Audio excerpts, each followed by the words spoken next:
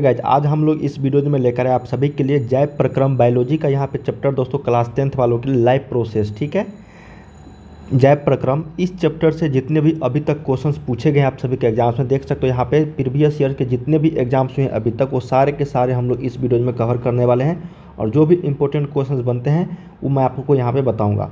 मतलब दोस्तों जैव प्रक्रम लाइफ प्रोसेस से अभी तक क्लास 10th वालों के लिए जितने भी प्रीवियस ईयर्स में क्वेश्चंस पूछे गए हैं वो सारे के सारे हम लोग कर लेंगे। तो ये समझ सकते हो आप लोग इस चैप्टर से अगर जितने भी प्रश्न आप सभी के एग्जाम्स में पूछे जाएंगे आने वाले दिनों में तो एक भी प्रश्न आप लोगों से छूटेगा नहीं। ठीक है, क्योंकि जितने भी प्रश्न मैं बता रहा हूँ वो सारे के सारे इंपॉर्टेंट हैं और पूछे जाने वाले हैं। तो चलिए हम लोग बिना किसी देरी के स्टार्ट करते हैं दोस्तों। तो जितने भी छात्र क्लास 10th के हैं और तैयारी करते हैं अपने एग्जाम्स का तो इस चैनल को सब्सक्राइब कर लीजिए ताकि इसी तरीके से हर एक सब्जेक्ट का हर एक चैप्टर वाइज इसी तरीके से बिना टाइम पास किए हुए दोस्तों आप लोगों को सिर्फ और सिर्फ टू द पॉइंट बताया जाएगा जितने भी प्रश्न आप सभी के एग्जाम्स में आने वाले हैं। ठीक है, तो चलिए हम लोग बिना किसी देरी के स्टार्ट करते हैं। चैनल को सब्सक्राइब कर लेना, वीडियोज़ को लाइक कर लेना ताकि नए वीडियोज़ का नोटिफिकेशन आपको मिलते रहें, इसलिए बेल आइकन को भी प्रेस कर लेना।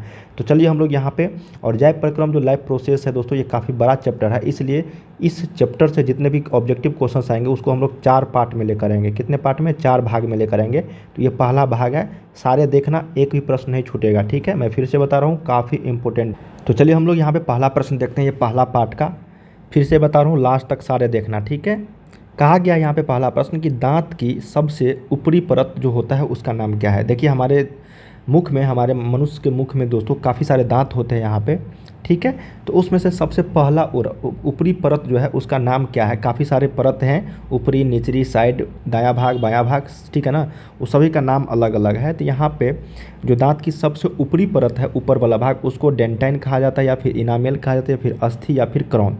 तो देखिए दोस्तों इसको हम लोग कहते हैं इनामेल। क्या बोलते हैं? इनामेल। तो ऑप्शन नंबर आपको याद रखिएगा, एक का बी यहाँ पे करेक्ट हो जाएगा। ठीक है, इसको ध्यान में रखना है आप सभी को कि अगर पूछा जाएगा आप लोगों से दांत की सबसे ऊपरी परत क्या होता है, इसको हम लोग बोलते हैं इनामेल। क्या बोलते हैं दोस्तों? इनामेल। ठीक है ना।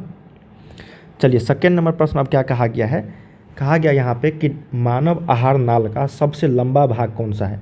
देखिए क्या कहा गया यहाँ पे, इसका बी आंसर होता आहार, मानव आहार नाल जो हो उसका सबसे लंबा भाग कौन सा है। देखिए अमाशय, छोटी आंत, ग्रास नली या फिर बड़ी आंत 2021 के एनुअल एग्जाम्स में पूछे जा चुके हैं। तो मानव आहार जो अपना लोग का आहार है दोस्तों उसका जो सबसे लंबा भाग होता है उसको हम लोग छोटी आंत बोलते हैं। ठीक है, और यहीं पे क्या होता है, इसका जाकर पाचन होता है। ठीक है, पाचन क्रिया किस में होता है? छोटी आंत में ही होता है। हालांकि मुख से जैसे आप लोग मुख में खाना लेते हो यहीं से स्टार्ट हो जाता है, लेकिन छोटी आंत में जाके वो पूरी तरीके से पाचन क्रिया संपन्न होती है। तो यहाँ पे मानव आहार नाल का जो सबसे लंबा भाग होगा वो 2 का बी यहाँ पे करेक्ट हो जाएगी, छोटी आंत। चलिए थर्ड नंबर प्रश्न देखते हैं क्या कहा गया यहाँ पे कि न्यूक्लियस शब्द किनके द्वारा दी गई है। देखिए न्यूक्लियस शब्द जो है ये परमाणु वाला न्यूक्लियस नहीं है, उसका रदरफोर्ड ने दिया था।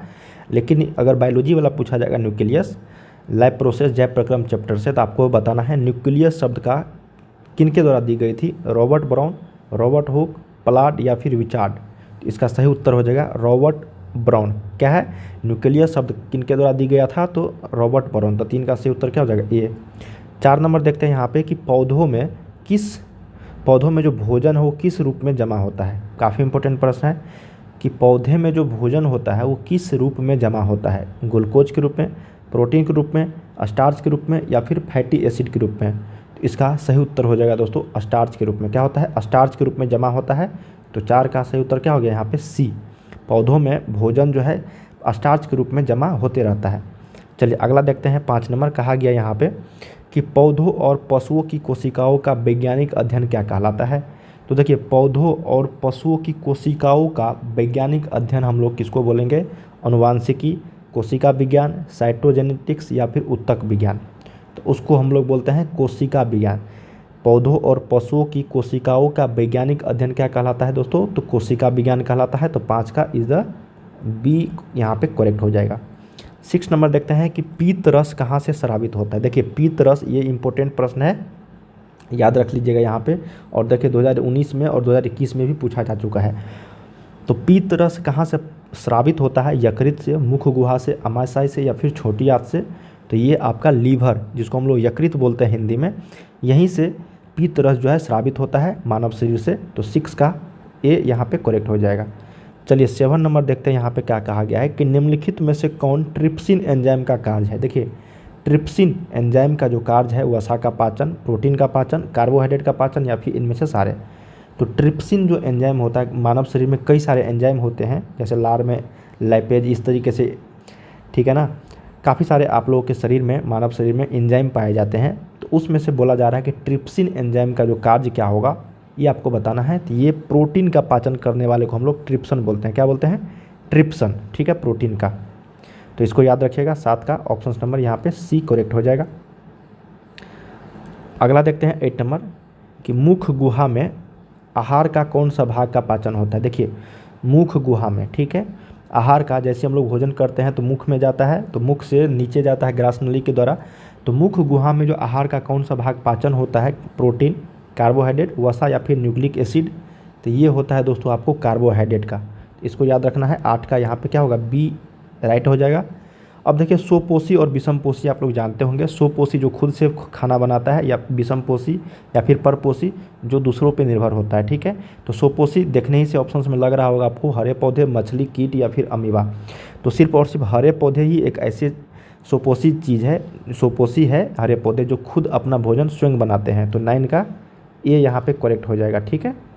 चलिए 10 नंबर देखते हैं कि स्वपोषी पोषण के लिए आवश्यक क्या होता है। देखिए स्वपोषी पोषण के लिए जो खुद अगर खाना बना रहा है, खुद भोजन अपने लिए कर रहा है, तो पर्णहरित, कार्बन डाइऑक्साइड और सूरज का प्रकाश, तो यहाँ पे सारे चीज़ों की आवश्यकता होती है। तो यहाँ पे इनमें से सभी करेक्ट हो जाएगा।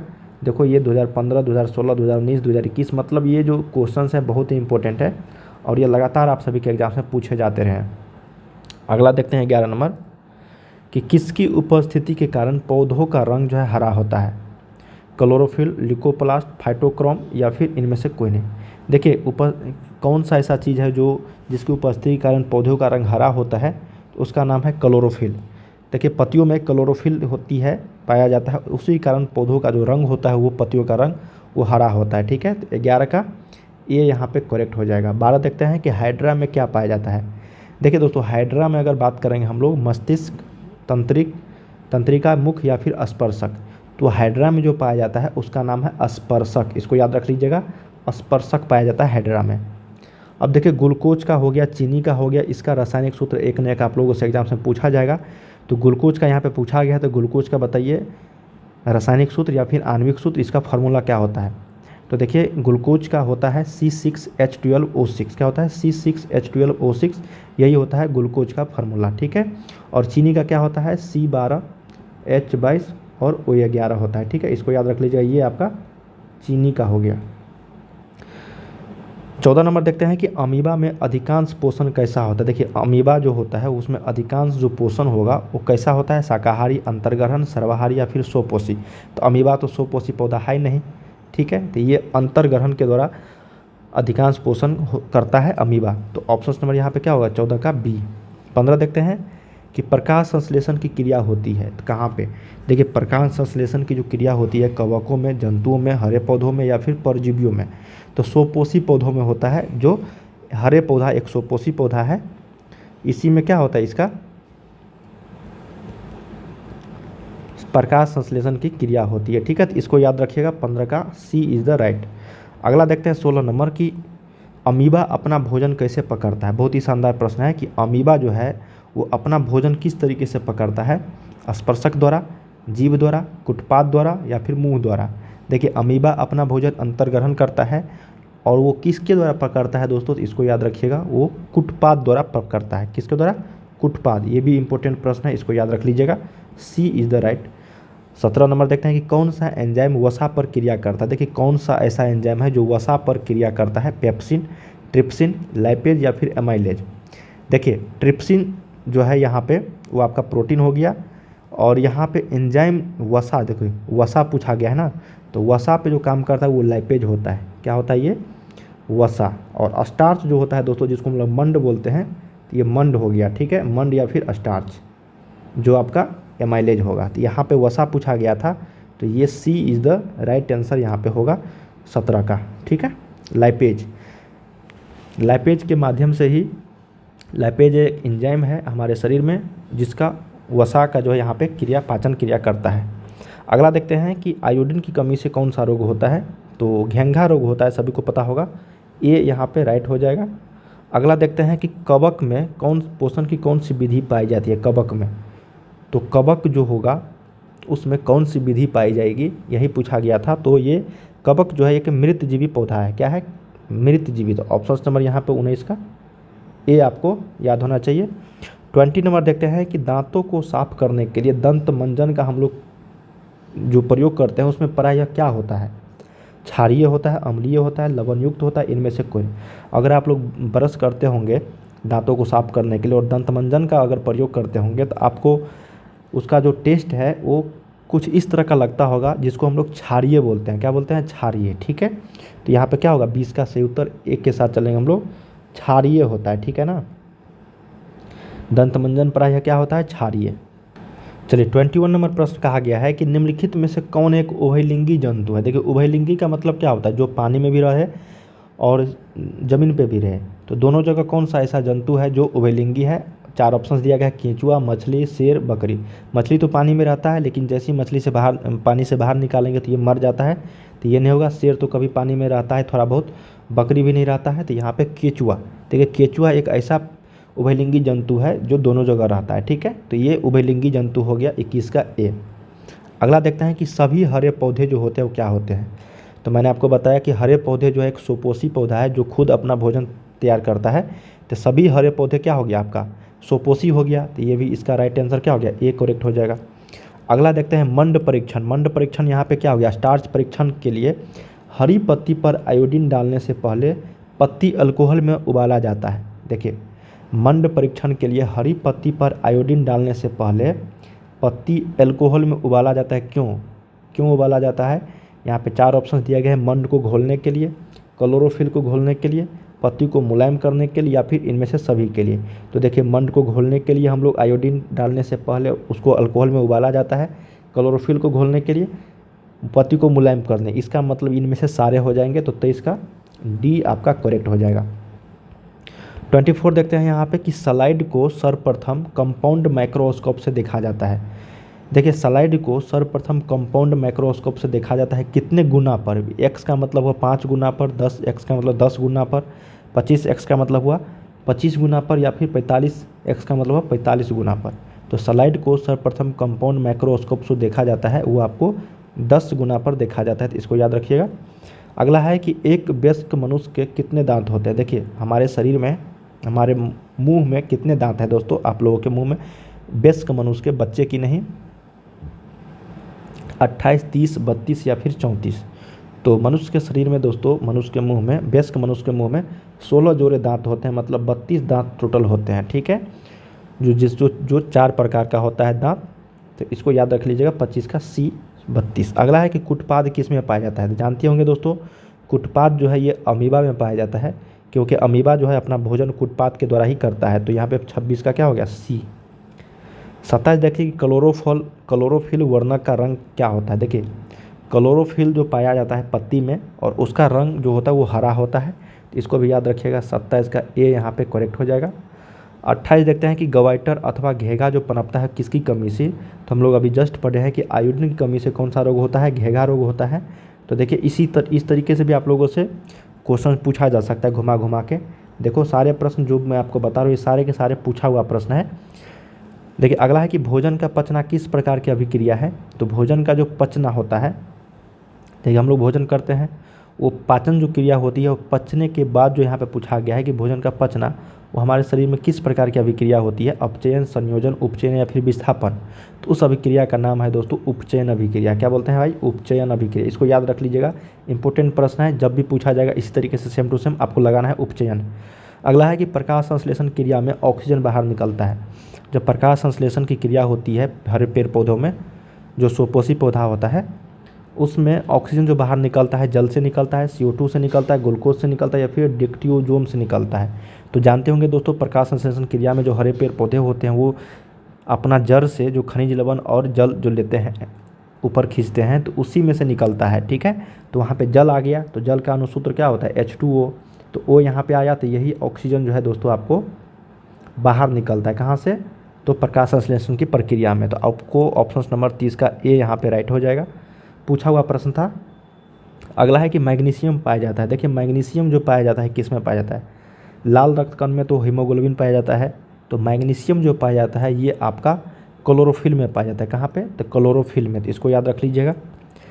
अगला है कि प्रकृति में ऑक्सीजन का संतुलन कैसे बना रहता है।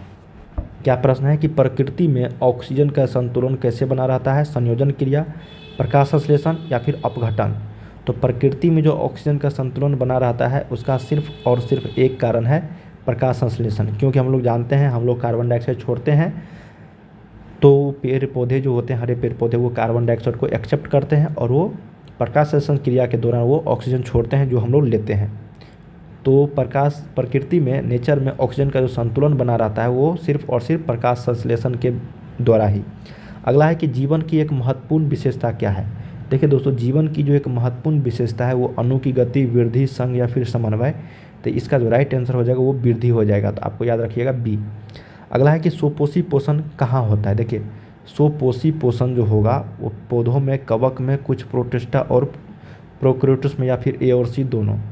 तो देखिए जब भी इस तरह के प्रश्न आएंगे और दो ऑप्शन दिया जाएगा, आपको पता ही होगा कि पौधों में होता है स्वपोषी पोषण, हरे पेड़ पौधे लेता है, खुद अपना भोजन तैयार करता है, लेकिन उसके अलावा कुछ प्रोटिस्टा और कुछ प्रोकैरियोटिक्स में भी जो होता है ये प्रकाश संश्लेषण की क्रिया होती है और वो स्वपोषी होता है। ठीक है, तो इसको याद रख लीजिएगा। 34 का डी यहाँ पे सही उत्तर हो जाएगा, जो 2022 के एनुअल एग्जाम्स में पूछे जा चुके हैं। ठीक है, अगला है कि ग्रहणी जो भाग है वो कहाँ का है। देखिए ग्रहणी भाग, तो ग्रहणी जो होता है हमारे शरीर में दोस्तों, ये आपका छोटी आंत का एक भाग है। क्या है, छोटी आंत का। ठीक है, अगला है कि प्रकाश संश्लेषण की क्रिया कब होगी। तो जानते होंगे प्रकाश संश्लेषण, सूर्य का प्रकाश जब रहेगा तब प्रकाश संश्लेषण की क्रिया होगी, अगर नहीं रहेगा तो नहीं होगा। ठीक है, तो प्रकाश संश्लेषण कब होगा, सिर्फ और सिर्फ दिन में होगा। कब होगा, दिन में होगा। जब प्रकाश की किरणें, सूर्य की प्रकाश की किरणें पेड़ पौधों पर सुबह सुबह पड़ती है तभी प्रकाश संश्लेषण की क्रिया संभव होता है। अगला देखते हैं कि मृतोपजीवी का उदाहरण है। देखिए मृतोपजीवी का जो उदाहरण है यहाँ पे अमीबा, गोबर छत्ता, अड़हुल या फिर अमरबेल। तो सही उत्तर इसका हो जाएगा दोस्तों गोबर छत्ता एक मृत उपजीवी का यहाँ पे उदाहरण है। तो 37 का आपको बी के साथ चलना है। 38 देखते हैं कि पौधों में प्रकाश संश्लेषण का स्थान कहाँ पे है, माइटोकॉन्ड्रिया, ल्यूकोप्लास्ट, क्लोरोप्लास्ट। इसका सही उत्तर हो जाएगा क्लोरोप्लास्ट, क्योंकि पेड़ पौधों से संबंधित है और पेड़ पौधों में क्लोरोप्लास्ट पाया जाता है। अगला कि परिशोषिका हिस्सा है। तो परिशेषिका जो हिस्सा है ये आपका आहार नाल का एक हिस्सा है। ठीक है, आहार नाल का भाग, यहाँ पे 39 का ए। तो मैंने आपको बताया था कि जैव प्रक्रम काफ़ी बड़ा चैप्टर है, तो यहाँ पे हम लोग सिर्फ और सिर्फ शोषण से चैप्टर, पोषण और शोषण से जितने भी पोषण से किए हैं, जितने भी क्वेश्चंस आप लोगों के लिए यहाँ पे पूछा गया था। ठीक है, अब हम लोग अगले वीडियो में शोषण से रिलेटेड लेकर आएंगे सवाल, उसके बाद परिवहन से, उसके बाद उत्सर्जन से। तो जैव प्रक्रम आप सभी का काफ़ी बड़ा चैप्टर है जैव प्रक्रम, तो इससे मैं आप लोगों को लगभग 150 प्लस क्वेश्चंस मैं बताऊंगा। ठीक है, इस चैप्टर से यहाँ पे हम लोगों ने 39 किया। उसके बाद जो हम लोग अगले वीडियो में कवर करेंगे 3 और पार्ट आने वाला है। तो सारे पार्ट को देखना दोस्तों आप सभी के लिए, बोर्ड परीक्षा छात्रों के लिए जो भी क्लास 10th में है उनको एक भी प्रश्न आप लोगों के एग्जाम्स में नहीं छूटेगा। ठीक है, अगर आप लोग इस सीरीज़ को देख लेते हो, चैप्टर वाइज प्रश्न जो भी पीछा पूछा हुआ प्रश्न है वो सारे के सारे मैं आपको बता दूंगा।